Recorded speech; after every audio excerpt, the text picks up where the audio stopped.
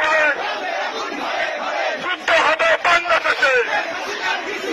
শেখ হাসিনার কিছু হলে যুদ্ধ হবে বাংলাদেশে। শেখ হাসিনার কিছু হলে যুদ্ধ হবে বাংলাদেশে।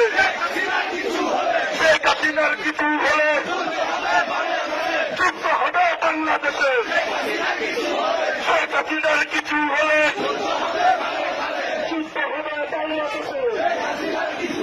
শেখ হাসিনার কিছু হলে যুদ্ধ হবে বাংলাদেশে।